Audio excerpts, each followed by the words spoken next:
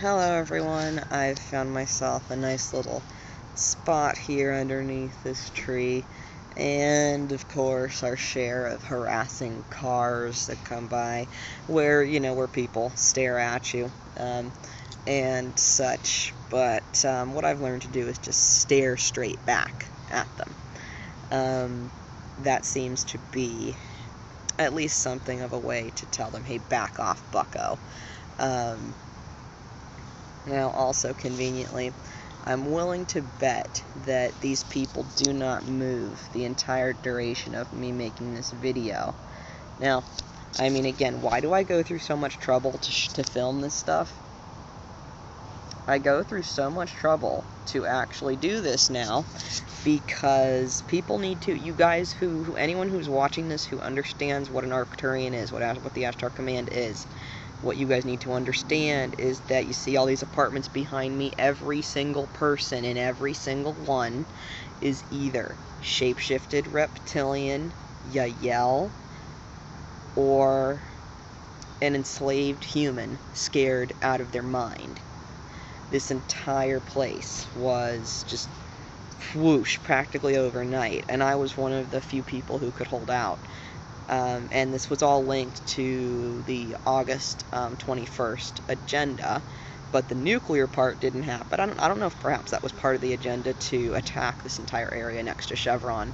Just think about it. If the people here who live next to Chevron, especially this area that I live in, not this area, but this complex, is the poorer, considered poorer area of the town. And it happens to be just literally staring right at Chevron, this poverty staring right at big oil headquarters. If the people started saying, hey, we're going to revolt, well, that would cause Chevron a problem, wouldn't it? So it makes sense that also everybody in this, every single person in this apartment complex will defer to my mother, who, whatever my mother is, it's not human, does not call itself human. Was it ever human? I don't know. I do know that my mother was born with reptilian back, with scoliosis, with the very Nazi type mentality. So there is that, but honestly I don't know. But so what happened? Yesterday, they wanted to try to go after thyroid again. They wanted to try and, do whatever they could do, and that happens to be one of their MOs. Any type of thing that they can do to you, that they can get an opening for, they will attempt to do. And so I was in the middle of the night, I was told, hey Krista, and I looked over and see, now what I say to people is that I'm blind. What that means is that I will look somewhere and I will know that there's a ghost there, or I will know that there's an Arcturian there, or I will know that there's a Pleiadian there, or an angel, or whatever. I'll know that there's something there, but I'll be as if I'm blind and can't see it. Literally like a person who is blind, who walks around and says, oh, yes, I know you're here because I can feel you here. It's the same thing where I'm saying, oh yes, I can feel you here, but I can't see you. It's like I'm blind. And they tell me the reason that you're blinded, they say that blinded, they call that being blinded, a little bit like that I'm purposefully a little blinded or held down so that people won't see what I am seeing, because I am so tracked around now. I mean, if someone just suddenly pops out of nowhere and... Good, see, they were smart enough to look away, that person. Very good. See, now that I'm fighting back with my own camera, oh, they've started to realize, oh, we shouldn't harass her like we used to, especially if she's got her phone with her.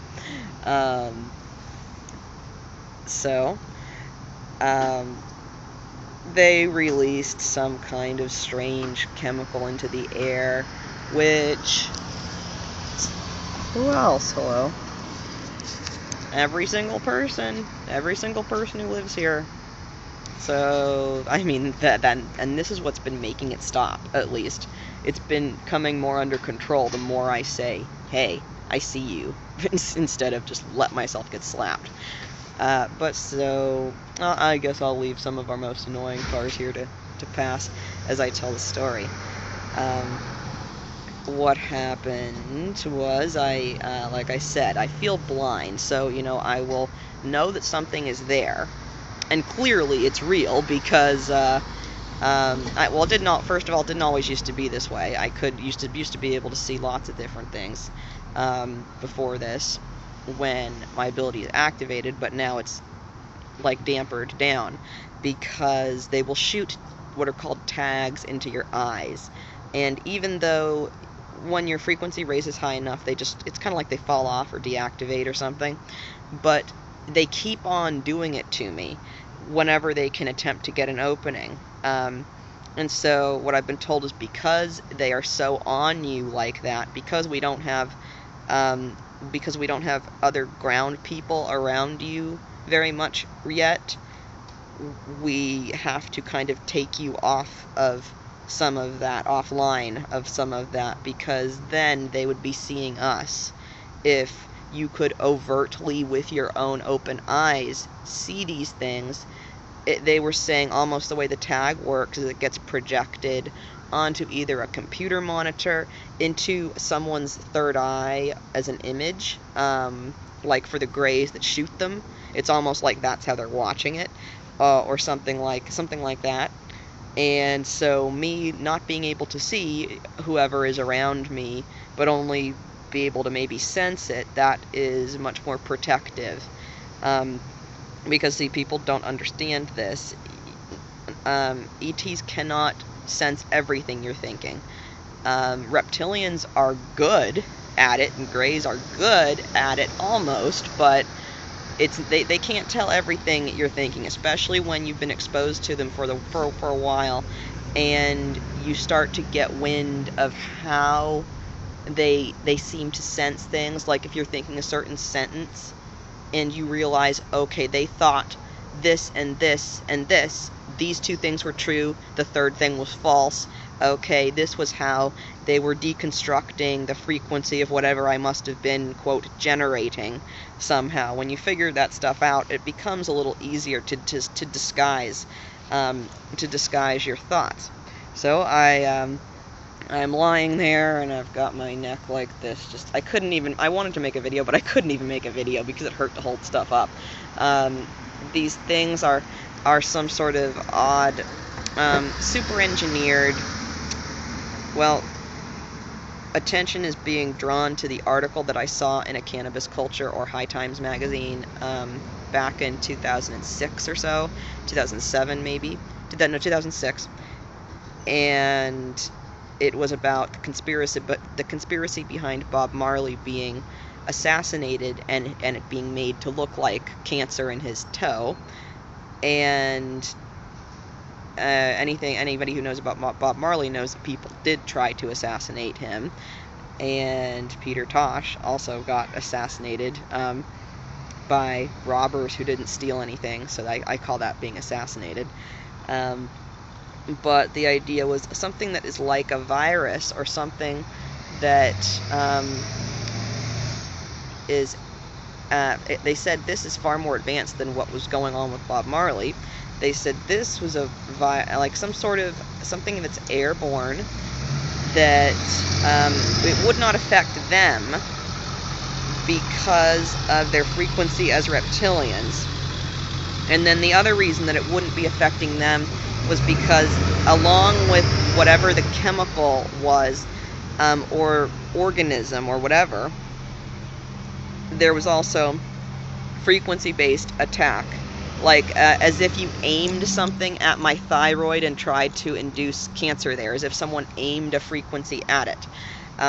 Something like that. And so what we had to do is, I see an Arcturian there, and see, I keep beating around the bush with this because it's kind of hard to talk about with just who that Arcturian was.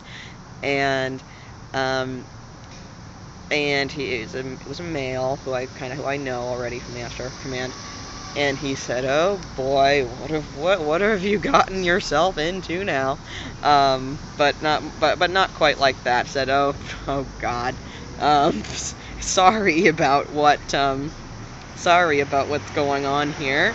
Just hold on. Let me help with this. And I'd never actually seen this before. I said, wait, we're inside of a ship. This isn't the Ashtar command. And he said, yeah, that's because we're on my ship right now. And I said, oh, you have your own ship. And he said, you thought I wouldn't. You already know about somebody who has a ship, and you think I wouldn't. And so I thought, oh, well, you know, that does kind of make sense for people that like living inside of machine code, I guess. So I talked with this, you know, this particular Arcturian, and again, kind of there was sort of it looks like an incubator type setup, where it's sort of like a white table and like what you'd see in the movie Avatar. And he said, look, just lie down here and let me do this. Do you remember when you had one of those strange, I had these cursed little red stones thrown at me when I was first being attacked, and they would burn my skin. But one of those stones I know was thrown literally inside of my body. I saw the thing coming out of nowhere, like as almost if I was seeing it in slow motion, and then suddenly, as if I was hit inside of me, as if it just popped inside of my body. And I thought, wait, I can tell this is in my thyroid gland. I can tell. I immediately, the word was thyroid. And he said, this is the problem. You remember that triangular looking red little stone that looked like rubies being thrown at you, the one they threw in here? Yeah, that's the problem. I have to take it out. And so that was what he had to do. He just lie still. And I said, ow, it hurts. And he said, I know it hurts. Obviously, if someone's trying to give you cancer, it's gonna hurt. But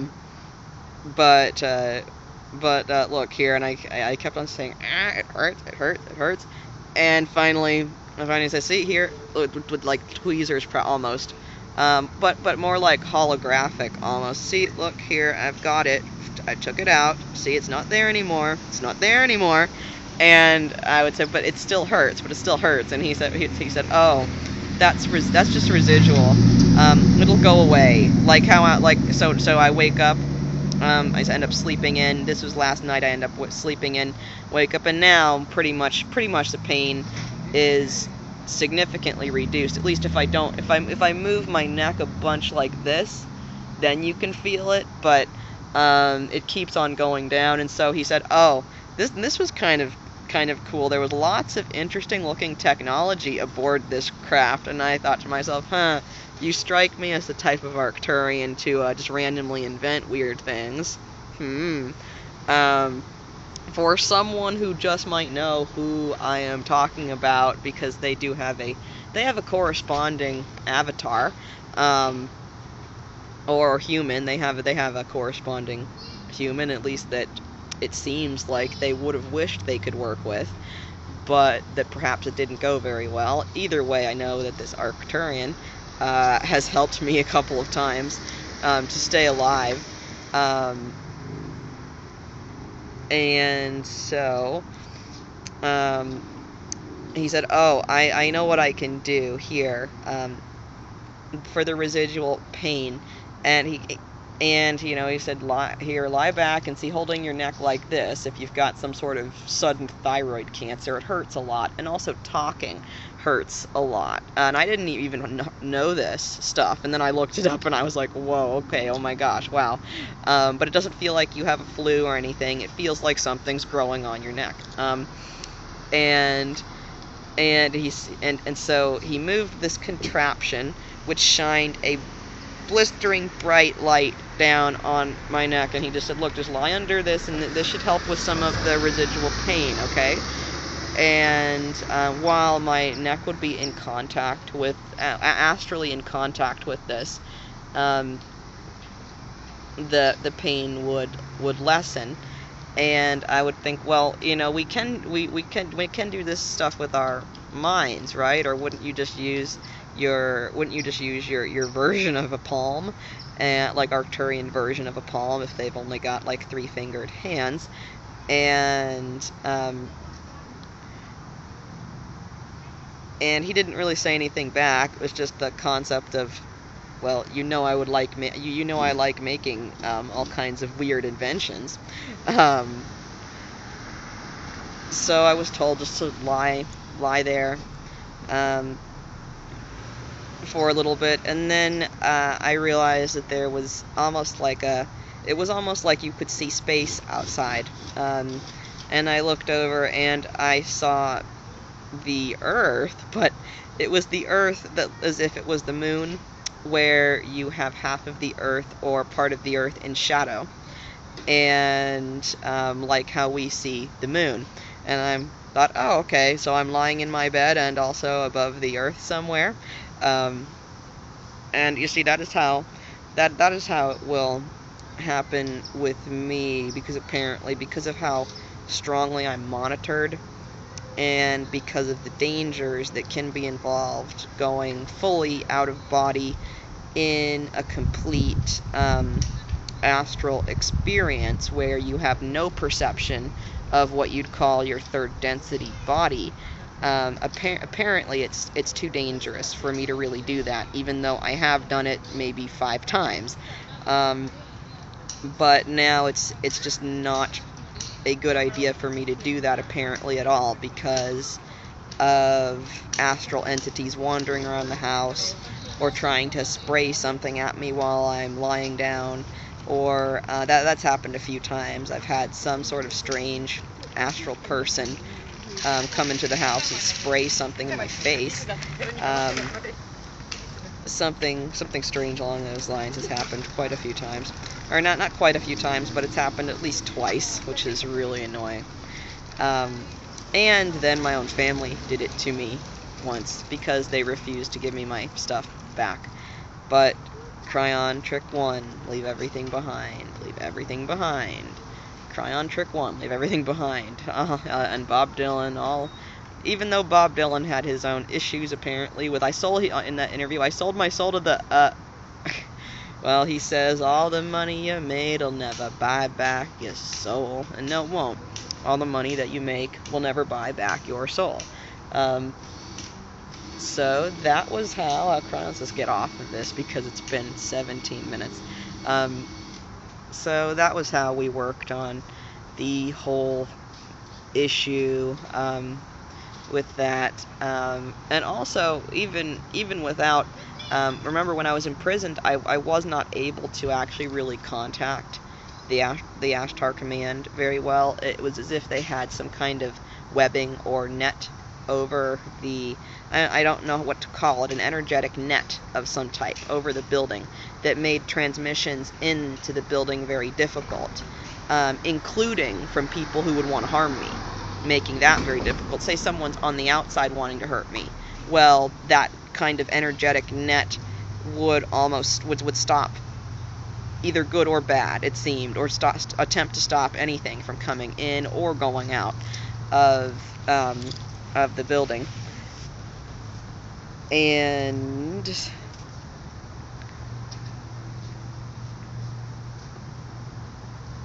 so because of that, you know, I wasn't able to, when I would be harmed or have a splinter in a bone or something, I wouldn't be able to have someone help me like that, and I would have to somehow instinctively do whatever it would take to heal the problem, like doing this and picturing some kind of very bright light, like a little laser or something, killing off the problem, or not killing it off, but healing the problem, or exterminating the area that was growing as a cancer, seeing it shrink and shrivel up in the presence of that light. Apparently that's something that I'm really good at doing.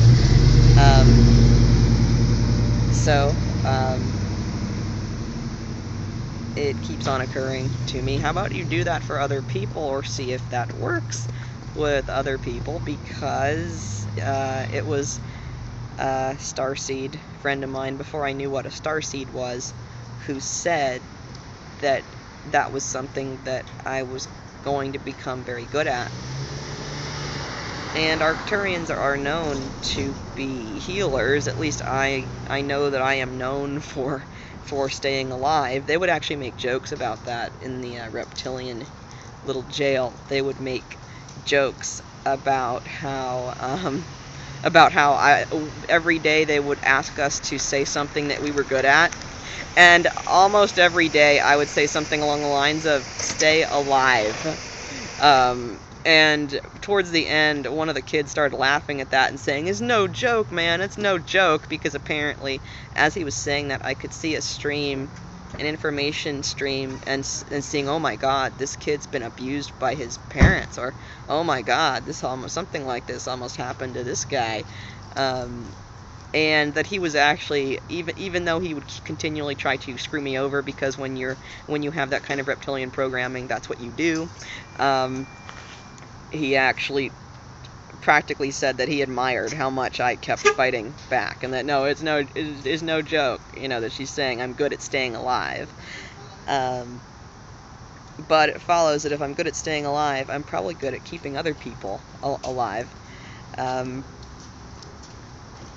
And I think I'm now, after having done my share of making sure to tell the entire complex that they can't lock me inside like any sort of dog, and next we'll be telling some other different places in public that it's called free speech, and I'm sitting down and making a video deal with it.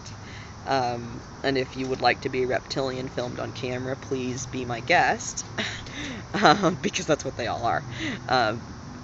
For basically the entire area, except for some of the kids. For the kids, some of a lot of the children I've seen are still okay, and they are being raised by parents that are possessed and don't know what's going on. Kind of like how I was in a situation very much like that and did not know what was going on. It seems like my father was part and parcel of the whole thing, but ironically became so because of my mother, who was bred for reptilian control and appeared to be handled around, but perhaps not aware of the fact that she was being mind controlled for a while. And when exactly she was just totally taken into all of it, I'm not quite sure. It seems like that happened when I was pretty young, when what would have been her handler, my biological father, when she divorced him, it appears that after that,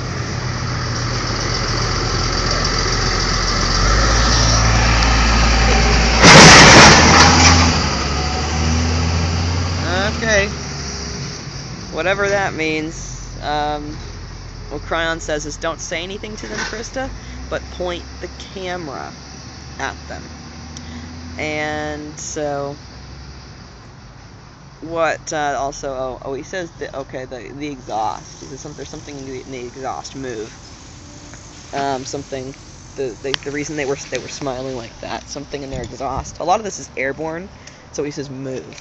Thank you, Cryon, like, saving my life left and right, so we're gonna move. And hit myself in the head with my keys. We're also going to get ourselves back inside. So,